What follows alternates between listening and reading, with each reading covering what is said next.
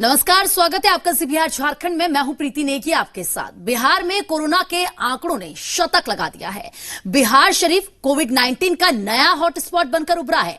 नालंदा के बिहार शरीफ में एक साथ 17 जांच रिपोर्ट पॉजिटिव पाई गई है, जिसके बाद बिहार में कोरोना संक्रमितों की संख्या 113 हो गई है। सोमवार को नालंदा में एक साथ 17 रिपोर्ट पॉजिटिव आई है। इसके 7 महिलाएं और 10 पुरुष शामिल हैं।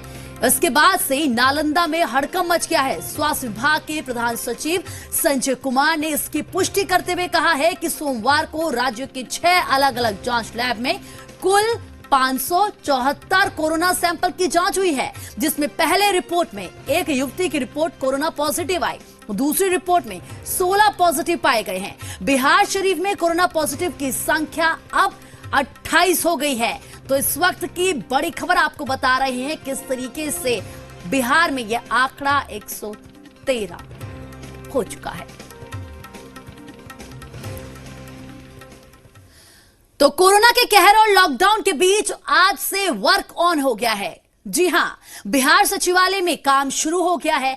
तो हाईवे पर गैराज और वर्कशॉप की शटर खुल गई है, लेकिन इंडस्ट्रियल एरिया में आज सन्नाटा ही दिखा। हालांकि फैक्ट्री पर कुछ कर्मचारी तो पहुंचे, लेकिन उससे हुआ कुछ नहीं। उद्योग जगत के लोगों की माने तो अभी हालात को ठीक होने में वक्त लगेगा।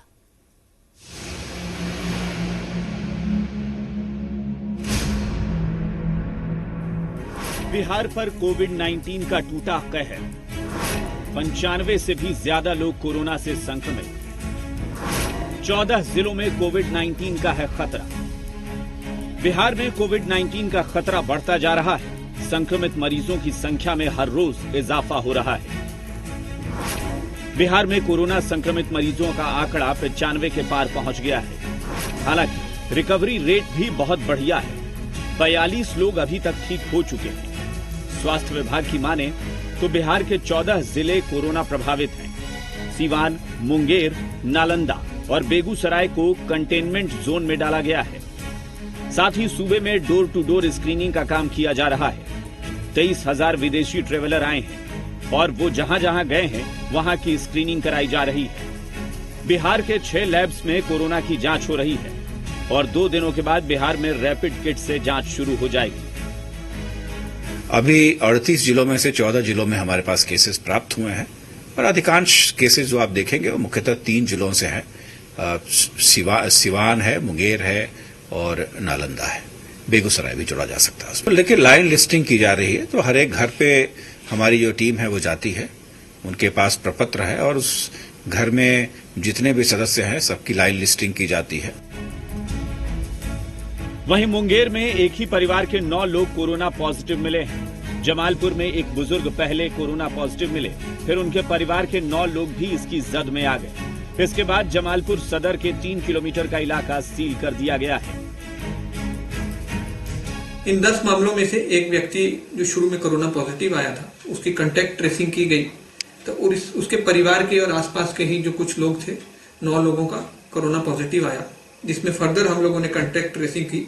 तो अभी तक कोई उसमें पॉजिटिव नहीं आया है और कांटेक्ट ट्रेसिंग और उसमें आगे जो लोग उससे जुड़े हुए हैं उस पर कार्रवाई चल रही है। उधर नालंदा में पीएचसी प्रभारी के कोरोना पॉजिटिव मिलने से स्वास्थ्य विभाग में हड़कंप मचा हुआ है। जिले में सर्वे का काम करने वाली तमाम एएनएम ने काम करने से इनकार कर दिया है। हम जब तक मेरा जांच होके फाइनल रिजल्ट नहीं आता, जब तक हम लोग कहीं नहीं जाना चाहेंगे, किसी कांटेक्ट में रहना नहीं चाहेंगे। लोग के साथ दिक्कत आ रही है कि हम लोग जो प्रभारी पॉजिटिव निकले हैं उनके साथ काम किए हैं और हम लोग को जांच की अभी तक व्यवस्था नहीं हुई है। सभी लोगों को जांच कराया गया, कराए हैं लोग, और उसके बाद जिला स्वास्थ्य समिति में भी कराए हैं लोग, डीपीएम और जितने भी हमारे उच्च पदाधिकारी हैं वो भी कराए हैं। भोजपुर जिले के बड़हरा प्रखंड में कोरोना पॉजिटिव युवक के मिलने के बाद स्वास्थ्य विभाग सचेत हो गया है। गांव के 3 किलोमीटर के दायरे को सील कर दिया गया है। आइसोलेटेड और क्वारंटाइन का प्लान चल रहा है और उसको थर्मल स्कैनर द्वारा मेरा प्लानिंग है जांच कर ले उसको, और यातायात उस पूरे रामपुर गांव को 3 किलोमीटर को सैनिटाइज करने का प्लान भी है। कुल मिलाकर देखें तो बिहार में कोरोना का दायरा बढ़ता जा रहा है। 14 जिले कोरोना से प्रभावित हैं और कोरोना के इस प्रभाव को रोकने के लिए स्वास्थ्य विभाग अपने स्तर पर काम कर रहा है। हालांकि राहत की बात इतनी है कि कोरोना से जीतने वालों की संख्या भी बढ़िया है। ब्यूरो रिपोर्ट, जी मीडिया। तो कोरोना के कहर और लॉकडाउन के बीच आज से वर्क ऑन हो गया है। जी हां, बिहार सचिवालय में काम शुरू हो गया है। तो हाईवे पर गैराज और वर्कशॉप के शटर खुल गए हैं, लेकिन इंडस्ट्रियल एरिया में आज सन्नाटा ही दिखा। हालांकि फैक्ट्री पर कुछ कर्मचारी तो पहुंचे, लेकिन उससे हुआ कुछ नहीं। उद्योग जगत के लोगों की माने तो अभी हालात को ठीक होने में वक्त लगेगा, क्योंकि अब नई चुनौती के साथ काम पर लौटना है। आज से पटना सचिवालय में शुरू हुआ काम। हाईवे के गैराज और वर्कशॉप के शटर खुले, लेकिन पटना के इंडस्ट्रियल एरिया में पसरा रहा सन्नाटा। यह सुबह की तस्वीर है, जब लोग दफ्तर पहुंचे। पटना सचिवालय के गेट पर कर्मचारियों का बॉडी टेम्परेचर नापा गया। राज्य सरकार की छूट के बाद सचिवालय में कर्मचारियों के पहुंचने का सिलसिला शुरू हो चुका है। हम आपको तस्वीर दिखाना चाहते हैं। यहाँ पर विश्वेश्वरैया भवन की तस्वीर है और यहाँ पर कर्मचारियों के पहुंचने का सिलसिला शुरू हो चुका है। चूंकि राज्य सरकार ने आदेश जारी किया था कि 20 तारीख से जो कर्मचारी हैं वो दफ्तर आएंगे, और उससे पहले यहाँ पर जो भी कर्मचारी पहुँच रहे हैं उनकी जाँच की जा रही है, उनका बॉडी टेम्परेचर देखा जा रहा है, वो स्वस्थ है या नहीं है। और जब कर्मचारी ऑफिस के अंदर पहुंचे तो मास्क या फिर गमछा लपेटकर काम में जुट गए। हालांकि कर्मियों की तादाद कम ही नजर आई। खास बात है कि जो चूंकि ये सीएम नीतीश कुमार से जुड़ा है, तो वैसे तो काम पड़ने पे लोग आते थे, लेकिन अब जब पूरे सारे कार्यालय को खोल दिया गया है, उसके बाद की तस्वीर देखिए किस तरीके से हैं। जो लोग हैं वो कर्मी हैं, वो सचिवालय सहायक हैं या फिर बड़ा बाबू जिनको कहते हैं, वो लोग हैं। कर्मी तो अपने दफ्तर पहुंचे हैं, बिहार के मंत्री भी अपने विभाग में कामकाज संभालने पहुंचे। लॉकडाउन का खामियाजा भी है, लेकिन है कि जीवन को सुरक्षित भी करना है और साथ साथ इकोनॉमी को भी फर्दर स्ट्रेंथन करना। हम समझते हैं कि थोड़ी बहुत रियायत से देखा जाएगा कि कैसे हम लोगों का कोविड-19 पर हम रिएक्ट करते हैं और कैसे काम करते हैं। वहीं सचिवालय एरिया से दूर हाईवे पर गैराज और वर्कशॉप से शटर भी खुल गए। हालांकि ज्यादातर दुकानें बंद ही नजर आई।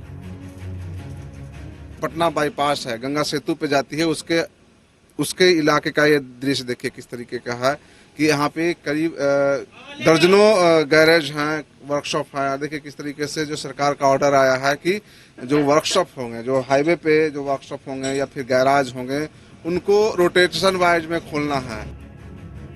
लेकिन 3000 उद्योग धंधों को खोलने का जो खाका खींचा गया, उस पर पहले दिन पानी फिर गया। पाटलिपुत्र इंडस्ट्रियल एरिया में सन्नाटा पसरा रहा। इस वक्त हम लोग पटना के पाटलिपुत्र इंडस्ट्रियल एरिया में हैं। हम तस्वीर दिखाना चाहते हैं, भले ही इंडस्ट्री को लॉकडाउन से दूर कर दिया गया हो, लेकिन फिलहाल जो तस्वीर है वो ये है कि यहाँ सन्नाटा पसरा हुआ है। ये पाटलिपुत्रा इंडस्ट्रियल एरिया का इलाका है और आमतौर पर यहाँ हमेशा चहल पहल रहती है, लेकिन चूंकि लगभग 1 महीने से लॉकडाउन की स्थिति है और ऐसी परिस्थिति में यहाँ पर अभी भी सन्नाटा पसरा है। पटना जो हमारा है ये ऑरेंज जोन में है। ऑरेंज जोन के लिए जो निर्धारित प्रक्रिया पूरा करने के बाद ही उद्योग धंधे खुलेंगे। तो आज से हमें नहीं लगता है कोई उद्योग धंधा खुल जाएगा, इसमें 2-4 दिन समय लगेगा। करीब 1 महीने बाद जाकर बिहार में काम धंधा शुरू हुआ है। ऑफिस के दरवाजे खुले हैं और संभव है इसे पटरी पर लाते लाते कुछ दिन और लगेंगे। हालांकि इंडस्ट्रीज के खुलने को लेकर अब भी कई सवाल बने हुए हैं, जिसका समाधान अभी नहीं मिला है। ब्यूरो रिपोर्ट, जी मीडिया। और लॉकडाउन के बीच बिहार सरकार ने ढील दी है। ढील के बाद सड़क पर ट्रैफिक बढ़ गया है और सड़कों पर चहलकदमी शुरू हो चुकी है। पटना के नेहरू मार्ग पर गाड़ियों का काफिला देखने को मिला है। पासधारी हो और कार्डधारी गाड़ियों का काफिला देखा गया है। पुलिस पास और पहचान पत्र को देखकर जाने दे रही है, लेकिन डीजीपी ने साफ संदेश दे दिया है कि जो बेवजह तफरी काटते पकड़े गए उनके खिलाफ सख्त कार्रवाई की जाएगी। 1 महीने बाद पटना की सड़कों पर इतनी गाड़ियां नजर आई हैं।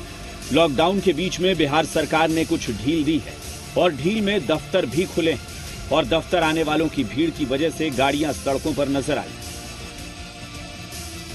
लॉकडाउन में थोड़ी रियायत के बाद देखिए तस्वीर हमारे पीछे क्या हो गई है। नेहरू मार्ग यानी बेली रोड की तस्वीर है। और कह लीजिए तो ये जो तस्वीर है वो आपको मैं बता दूं कि हड़ताली मोड़ का है कि हड़ताली मोड़ पे किस तरीके से जो गाड़ियों की जो कतार है वो लंबी कतार है वो दिख रही है। बैरिकेडिंग अभी भी किया हुआ है और संभवतः उसी की वजह से ये जो लंबी कतार दिख रही है। लेकिन इस ढील का मतलब ये नहीं है कि लोग लॉकडाउन का उल्लंघन करें। बिहार पुलिस के मुखिया ने साफ कर दिया है कि लॉकडाउन का मतलब लॉकडाउन है। अगर बेवजह तफरी करते पकड़े गए तो सख्त कार्रवाई होगी। कोई छूट नहीं है। ये लॉकडाउन जैसे चल रहा है वैसे ही 3 मई तक चलेगा। हालांकि पटना के 10 इलाकों में जिला प्रशासन ड्रोन से निगरानी कर रहा है। डाक बंगला, फुलवारी शरीफ, कंकड़बाग में ड्रोन के जरिए लॉकडाउन पर नजर रखी जा रही है और पटना के जिलाधिकारी खुद इसकी मॉनिटरिंग कर रहे हैं। नवजीत के साथ शैलेंद्र, जी मीडिया, पटना। तो एक तरफ कोरोना का संक्रमण बिहार में बढ़ता जा रहा है तो दूसरी तरफ कोरोना टेस्ट को लेकर अब सवाल उठने लगे हैं। सवाल इसीलिए उठ रहे हैं कि वैशाली के राघोपुर के जिस मरीज की मौत कोरोना से हुई थी उसकी दूसरी रिपोर्ट नेगेटिव आई है। तो सवाल ये उठता है कि बिना इलाज के ही उसका रिपोर्ट नेगेटिव कैसे आ गया। और दूसरा संदेह पटना के खाजपुरा इलाके में मिली महिला का है जिसका कोई ट्रैवल हिस्ट्री सामने नहीं आया है, फिर भी वो कोरोना पॉजिटिव मिली है। तो क्या कहीं कोरोना ने अपना रूप बदल लिया है या फिर टेस्ट में गड़बड़ी हुई है? ये बड़ा सवाल है।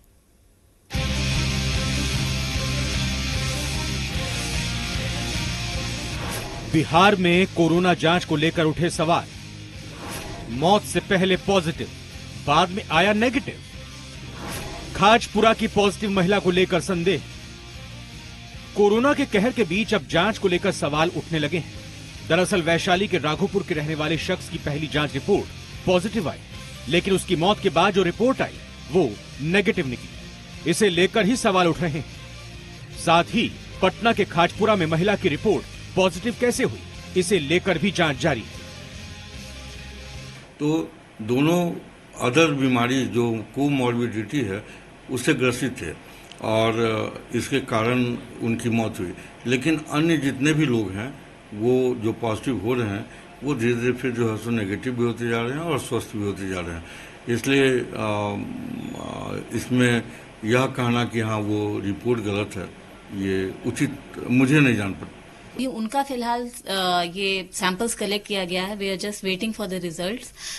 उससे शायद और लिंक हमें पता चल पाए कि वो इंडेक्स केस कौन सा था। खाजपुरा के मामले में तो चलो ये माना जा सकता है, अभी जांच हो रही है, लिंक खंगाले जा रहे हैं। लेकिन राघोपुर के युवक का क्या? हालांकि सिविल सर्जन तो साफ कह रहे हैं कि युवक की मौत कोरोना से नहीं हुई। तो फिर क्या हुआ? क्या एम्स की रिपोर्ट गलत थी या फिर RMRI की जांच में गड़बड़ी हुई? और दोनों में 2 तरह का रिपोर्ट आना ये सरकार पर सवाल उठता है और उस संस्था पर भी सवाल उठता है। और सरकार ऐसे संस्थाओं से क्यों जांच कराती है जो जांचकर्ता अच्छे आदमी नहीं हो? जरूर कहीं ना कहीं वो RSS का आदमी होगा जो नौकरी कर रहा होगा, जांच कर रहा होगा। RMRI की रिपोर्ट कुछ और होती है, एम्स कुछ और कहता है, एम्स कुछ कहता है तो RMRI में कुछ और रिपोर्ट आती है। तो इस तरह से लोगों के साथ खासकर कोरोना के नाम पर मजाक करना बंद करे बिहार सरकार, ऐसी मांग कांग्रेस पार्टी करती है। अब असलियत क्या है? किसकी रिपोर्ट सच है? कहां चूक हुई है? ये तो सरकार को साफ करना है। राघोपुर के युवक की मौत कैसे हुई ये भी साफ करना होगा, क्योंकि सवाल अब जांच पर उठने लगे हैं तो मामला गंभीर हो जाता है। रजनीश के साथ आशुतोष चंद्रा, जी मीडिया, पटना।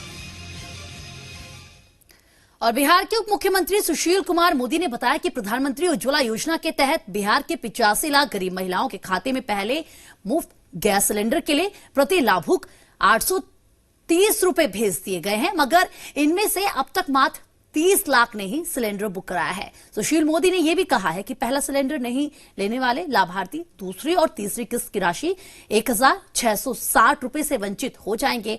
उन्होंने होम डिलीवरी के प्रावधान के बावजूद एजेंसी पर भीड़ लगाने वाले वितरकों को चेतावनी दी है।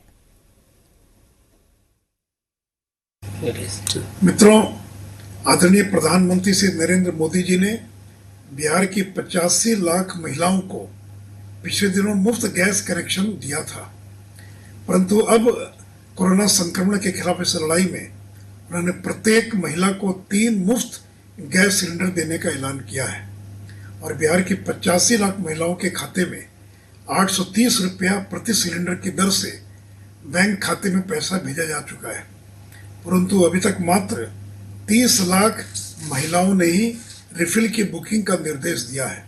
मैं अपनी महिलाओं से आग्रह करूंगा कि आप अगर पहला सिलेंडर नहीं लेंगे तो आपको दूसरे तीसरे सिलेंडर की राशि आपके खाते में नहीं जाएगी। ये तत्काल आप निर्देश दें ताकि आपको पहला गैस सिलेंडर की आपूर्ति हो सके। और बिहार शरीफ में रविवार को एक डॉक्टर सहित 4 कोरोना पॉजिटिव मरीज मिलने के बाद जिला प्रशासन ने सख्त रवैया अपनाना शुरू कर दिया है। लॉकडाउन का सख्ती से पालन कराने के लिए अब ड्रोन कैमरे से शहर के लोगों की गतिविधियों पर नजर रखी जा रही है, जिसके तहत आज बिहार शरीफ शहर के खासगंज, शेखाना और सकुंत मोहल्ले में ड्रोन कैमरे से काम करना शुरू कर दिया है।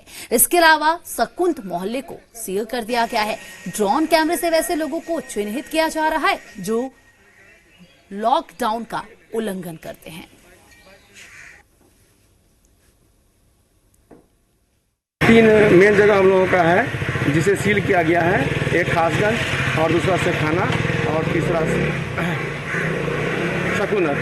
तीनों जगह ड्रोन कैमरा से हम लोग निगरानी कर रहे हैं। और एहतियात क्या बरते जा रहे हैं? एहतियात बरते जा रहे हैं, कोई अंदर नहीं जाएंगे, उस क्षेत्र को सील किया गया है, कोई अंदर नहीं जाएंगे, अंदर वाले बाहर नहीं जाएंगे। और ड्रोन कैमरा से हम लोग देखेंगे कि कौन अंदर बाहर जा रहे हैं, हम लोग उस पर कार्रवाई भी करेंगे। और चलिए बात कर लेते हैं लखीसराय की। लखीसराय में लॉकडाउन में दिए छूट को लेकर लोगों के बीच फैल रहे भ्रम को दूर करने के लिए डीएम शोभेंद्र कुमार चौधरी और एसपी सुशील कुमार ने कहा कि शहरी क्षेत्र में पूर्व की तरह यानी कि पहले की तरह लॉकडाउन जारी रहेगा। इसमें किसी तरह की छूट नहीं दी गई है। सिर्फ ग्रामीण क्षेत्रों में कृषि, जल जीवन, हरियाली व मनरेगा जैसे कार्यों को करने के लिए शर्तों के साथ छूट दी गई है। इसके लिए कार्यस्थल पर मजदूरों को मास्क का प्रयोग करना तथा सोशल डिस्टेंसिंग का पालन करना अनिवार्य होगा। उन्होंने रमजान को लेकर भी अपील करते हुए कहा है कि घरों में ही इबादत करें, बाहर निकलने से बचें, लोग घरों में रहें, सुरक्षित रहें, सतर्क रहें और सावधान रहें। भ्रमण करके कि थोड़ा सा लोग कंफ्यूजन हो गया है कि 20 तारीख से छूट हो गई है। ऐसा कुछ नहीं है। पूर्ववत जैसा शहरी क्षेत्र में था लॉकडाउन, वो 3 मई तक वैसा ही रहेगा। उसमें छूट उन्हीं को है जो एसेंशियल सर्विस लेके चल रहे हैं या फिर जिनके पास इशू हुआ है या वो किसी सरकारी कार्यालय के कर्मचारी हैं, उन्हीं को छूट दिया गया। या फिर ये टेलीफोन बनाने वाले ये कारीगर ये सब जो इनको ही अलाउ किया जो पहले से था। उसमें कोई नया एडिशन नहीं है। ग्रामीण इलाकों में मजदूरों को छोटे छोटे निर्माण कार्य जो सरकार के सब दिए जा रहे हैं, इसमें छूट दी गई है। जैसे मनरेगा के कार्य, जल जीवन हरियाली के कार्य, गली गली निर्माण संबंधी कार्य, इसी 2 योजना में छूट दी गई है। और कहीं सड़क निर्माण हो रहा है, उसमें भी छूट दी गई है। और चलिए बात कर लेते हैं जम्मू कश्मीर की। जम्मू कश्मीर के सोपोर आतंकी हमले में शहीद हुआ वैशाली के लाल राजीव शर्मा के अंतिम दर्शन के लिए लोगों की भारी भीड़ उमड़ी। लोग भारी संख्या में पहुंचे। शहीद राजीव शर्मा के पार्थिव शरीर उनके पैतृक गांव साइन उसूलपुर पहुंचते ही भारत माता की जय और राजीव शर्मा अमर रहे के नारे लगे। उनके गांव से 1 किलोमीटर पहले से ही ग्रामीणों ने सड़क के दोनों ओर हजारों की संख्या में खड़े होकर पार्थिव शरीर पर फूल बरसाए। शहीद के गार्ड ऑफ ऑनर और श्रद्धांजलि के बाद उन्हें 8 वर्षीय पुत्र आयुष ने मुखाग्नि दी।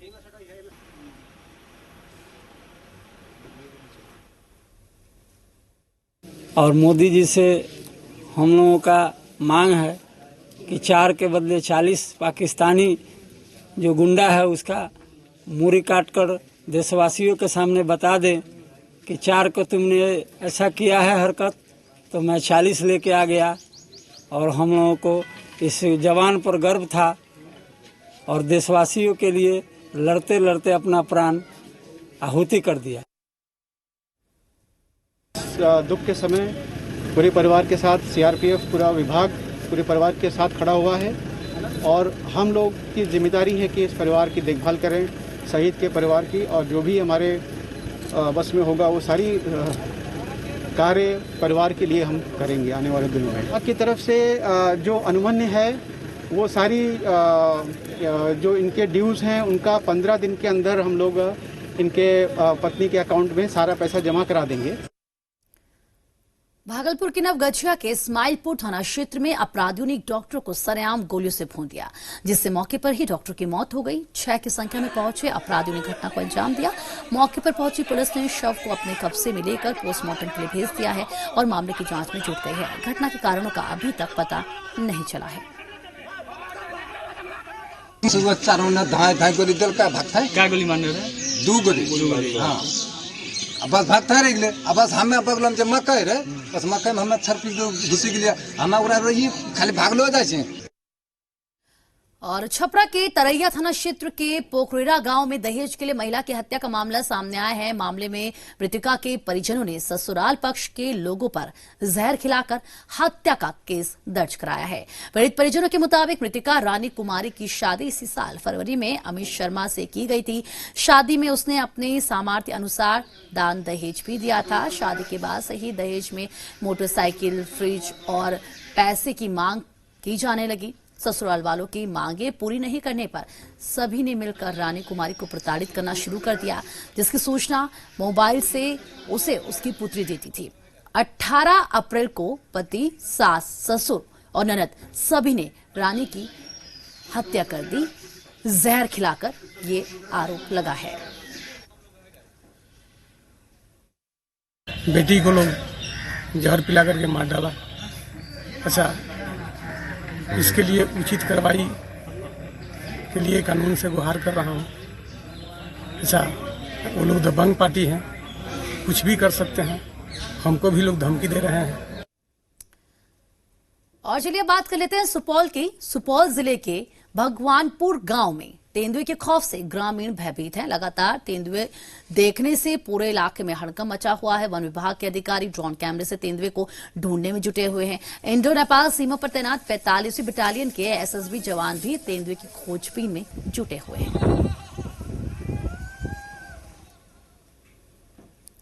नेपाल के सीमावर्ती जिला होने के कारण वहां से विभिन्न तरह के हानिकारक जानवर क्रॉस करके यहाँ अपने बॉर्डर एरिया में आ रहे हैं। उसमें तेंदुआ को यहाँ 3 दिनों से देखा गया है। मिलने के बाद हम लोग आए हैं यहाँ पर, चारों तरफ आंकड़ा कराए हैं, लेकिन अभी तक जो है उसका ट्रेस कोई नहीं मिल पाया है। परंतु जहाँ पग मार्क मिल रहा है इसका, जो देखा गया है, उससे यही मालूम पड़ रहा है कि कुत्ते प्रजाति का कोई जानवर है। और इसी के साथ इस बुलेटिन में फिलहाल इतना ही, लेकिन खबरों का सिलसिला लगातार जारी है। आप बने रहिए हमारे साथ। SRMB TMT, घर से हो जीत की शुरुआत।